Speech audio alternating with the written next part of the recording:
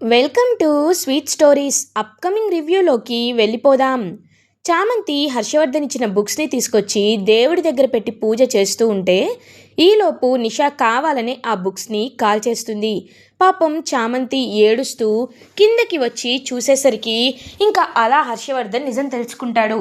నిషా and రోజా వైపు కోపంగా చూస్తూ ఉంటే వాళ్ళిద్దరూ మాత్రం మేము ఏ తప్పు చేయలేదని బుకాయిస్తూ దబాయిస్తూ ఉంటారు. ప్రేమ్ ఆ బుక్స్ని మళ్ళీ ఆర్డర్ చెయ్యాలి అని అనుకుంటుంటే అన్నీ అవుట్ ఆఫ్ స్టాకే చూపిస్తూ ఉంటాయి. ఒక్కసారిగా పాపం షాక్ అయిపోతాడు ప్రేమ్. ఇదేంటి అవుట్ ఆఫ్ స్టాక్ కనబడుతుంది, ఇప్పుడు ఏం చేయాలి అని పాపం అలా ఇంకా ఆలోచిస్తూ ఉంటే ప్రేమ్ అప్పుడే కరెక్ట్గా అమ్మవారి దయ వల్ల దేవుడి దయ వల్ల ప్రేమ్కి ఒక కాంటాక్ట్ నెంబర్ ఉంటుంది. హలో హలో రే, నేను గుర్తున్నాను ప్రేమ్ అని అంటారు. చెప్పు ప్రేమ్ అని అంటారు. నీ దగ్గర చాలా యూనిక్ బుక్స్ కలెక్షన్ ఉంటుంది కదా, నేను పంపించే బుక్స్ నీ దగ్గర ఉన్నాయేమో చూసి చెప్తావా అని అడుగుతారు.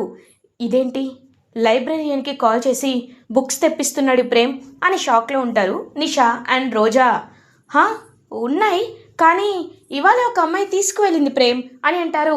హే ప్లీజ్, నాకు ఆ బుక్స్ కావాలి, చామంతి అని నా స్టూడెంట్ చదువుకోవాలి అని అంటాడు ప్రేమ్.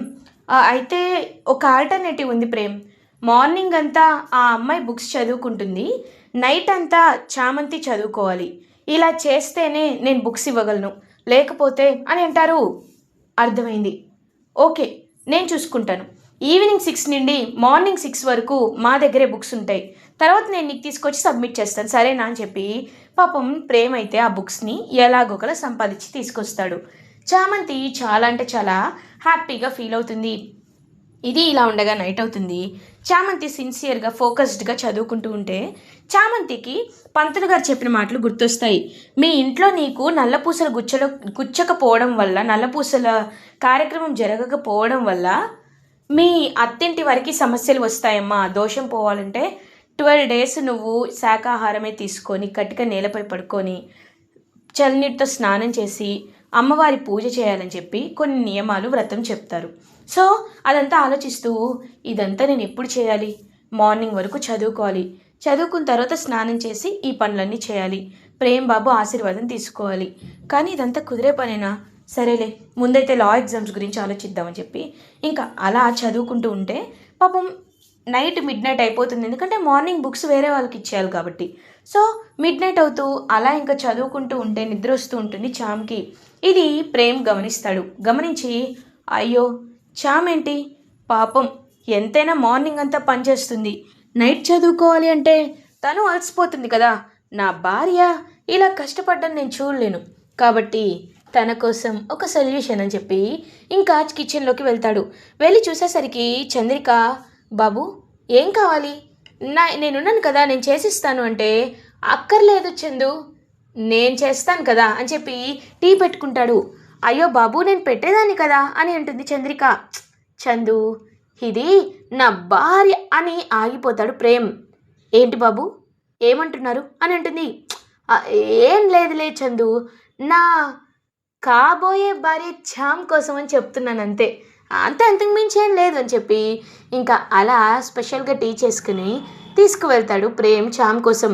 చామంతి ఎదురుగా పెట్టి, చామ్ ఇదిగో నీకోసం స్పెషల్గా ఛాయ్ చేసి తీసుకొచ్చాను, తాగు చామ్, నువ్వు వెంటనే రీఫ్రెష్ అయిపోతావు చూడు అని అంటారు. ఇంకా చామ్ అలా ప్రేమగా పాపం, ప్రేమ్ బాబు నా కోసం మీరు టీ చేసి తీసుకొచ్చారా, చాలా థ్యాంక్స్ బాబు అని ఉంటుంది. నీకోసం నేను కాకుండా ఇంకెవరు తీసుకొస్తారు చామ్, చామ్ నేను ఒకటి అడుగుతాను, నువ్వు సూటిగా ఆన్సర్ చెప్తావా అని అంటారు.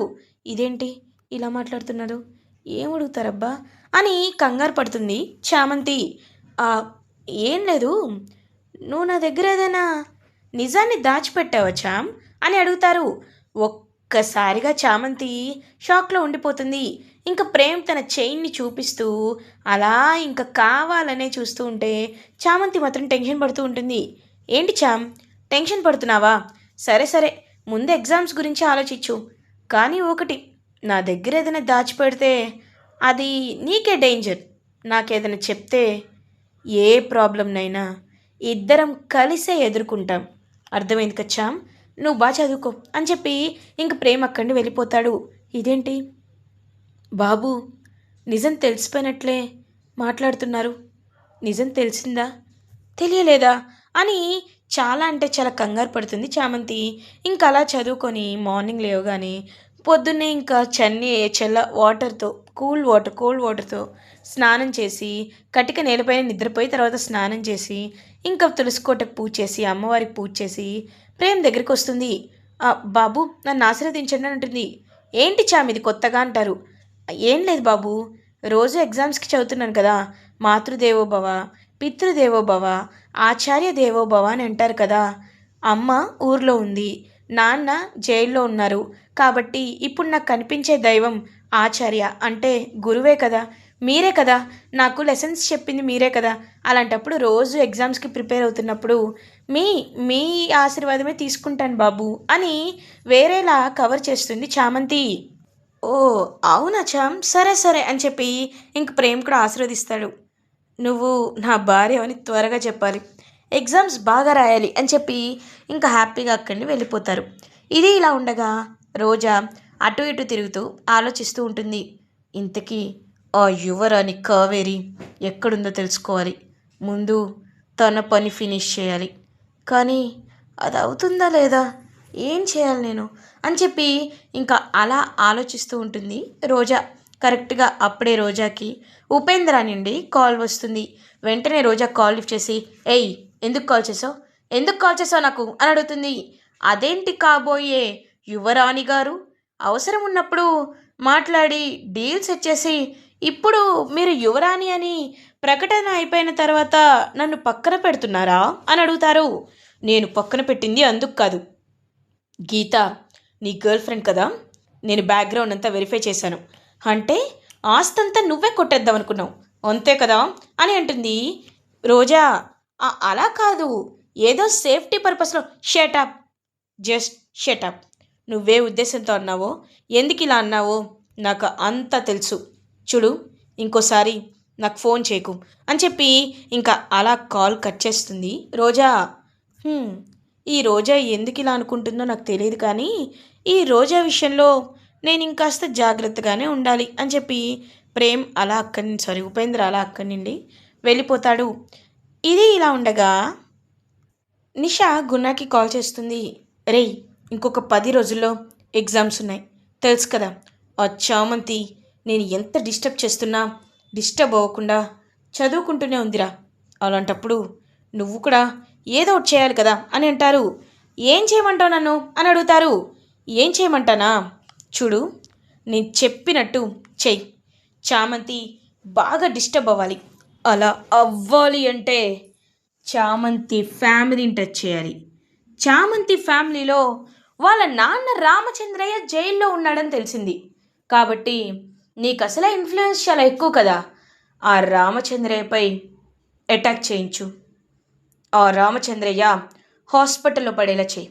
అప్పుడు చామంతి పరిగెత్తుకుంటూ వాళ్ళ నాన్న దగ్గరికి వెళ్ళి ఈ వారం రోజులు వాళ్ళ నాన్నకి సేవలు చేస్తూ కూర్చుంటుంది.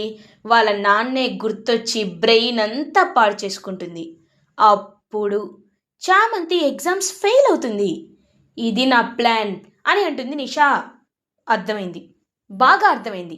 మన చేతులకి మట్టి అంటదు, ఆ చామంతి ఎగ్జామ్స్ రాసినా ఫెయిల్ అవుతుంది అంతే కదా.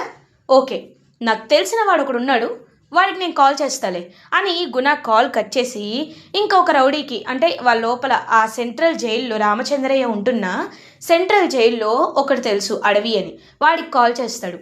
కాల్ చేసి, రే అడవి, నీతో ఒక పని పడింది, నీకు రామచంద్రయ్య తెలుసా అని అంటారు. తెలుసన్నా, అతను ఇక్కడ పేరున్నవాడు, ఎవరికైనా సహాయం కావాలనుకో అతను సత్ప్రవర్తన కింద సంపాదించుకున్న డబ్బులు కూడా ఇచ్చేస్తూ ఉంటాడు అని అంటారు. ఓహో, ఈ చామంతి లాంటోడే అనమాట. సరే సరే, ఆయన్ని నువ్వు అటాక్ చేయాలిరా, అర్థమైందా అని అంటారు.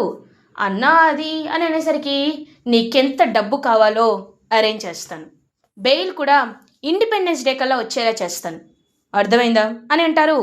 సరే అన్న, ఇవాళ రాత్రి నిద్రపోతాడుగా, అటాక్ చేస్తాలే అని కాల్ కట్ చేసి ఇంకా నిద్రపోతున్న రామచంద్రయ్య దగ్గరికి వస్తూ ఉంటాడు.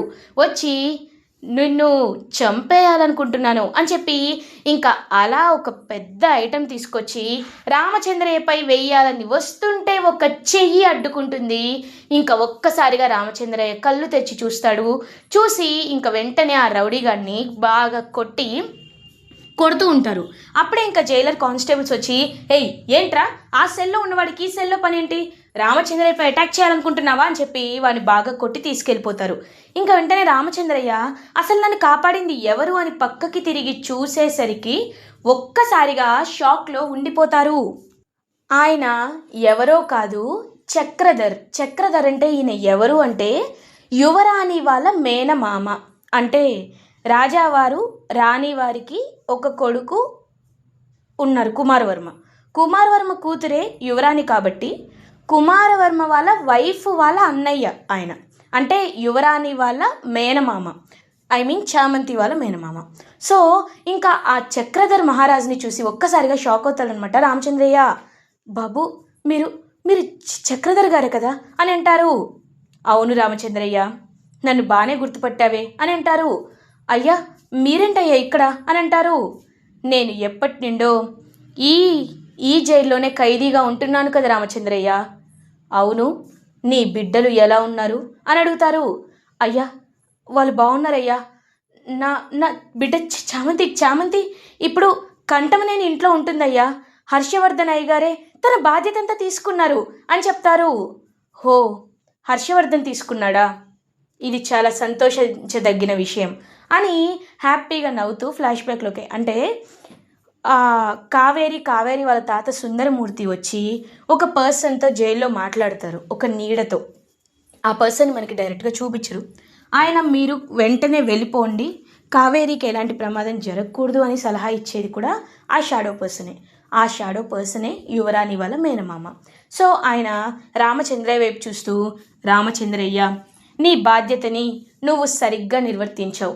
ఇంకొక 2 నెలల్లో విజయదశమి వస్తుంది, ఆ రోజు యువరాణిని ప్రకటిస్తారు అని అంటున్నారు. అవునా అయ్యా, అంటే యువరాణి ఎవరో అందరికీ తెలిసిపోయిందా అని అంటారు రామచంద్రయ్య. లేదు రామచంద్రయ్య, యువరాణి అర్హత లేని ఒక అమ్మాయి పట్టాభిషేకానికి తయారవుతుంది అని అంటారు. అవునా, అలా అలా జరగకూడదు కదా, మరి ఏం చేద్దాం అని అంటారు. నేనున్నాను కదా, నేను చూసుకుంటాను, నా మేనకోడలే యువరాణి అని అందరికీ తెలిసేలా చేస్తాను అని చాలా గట్టిగా ఒక ప్లాన్ అయితే చెప్తారు రామచంద్రయ్యకి. Ramachandraiah will be very happy. ఆ ప్లాన్ విని చాలా హ్యాపీగా ఫీల్ అవుతారు. అలాగే చేద్దామయ్యా, అలాగే మీరేం చెప్తే అదే అని చెప్పి ఇంకా రామచంద్రయ్య హ్యాపీగా చక్రధర్తో మాట్లాడుకుంటారు. ఇది ఇలా ఉండగా గుణ నిషాని కలుస్తాడు. కలిసి అచ్చా ప్లాన్ అంతా ఫ్లాప్ అయింది, వీళ్ళు అటాక్ చేసే లోపు ఆ రామచంద్రని వచ్చి ఎవరో కాపాడేశారంట, కాబట్టి ప్లాన్ ఫ్లాప్ అయింది అని అంటారు. అయ్యో, అయితే మనం డైరెక్ట్గా ఇన్వాల్వ్ అవ్వాల్సిందే గుణ అని అంటుంది. అవును, ఇన్వాల్వ్ అవ్వాల్సిందే, అయినా నువ్వేం కంగారు పడద్దు, ఆ చామంతి ప్రేమ్ ఇద్దరు కలిసే ఎగ్జామ్ సెంటర్కి రాలేరు కదా, ఎందుకంటే ప్రేమ్ బీన్ అ టీచర్ కాబట్టి ఎగ్జామ్ సెంటర్ రూల్స్ ప్రకారం టీచర్స్ ఎవరో ఆ చుట్టుపక్కల ఉండకూడదు, అది కరెక్ట్ కాదు.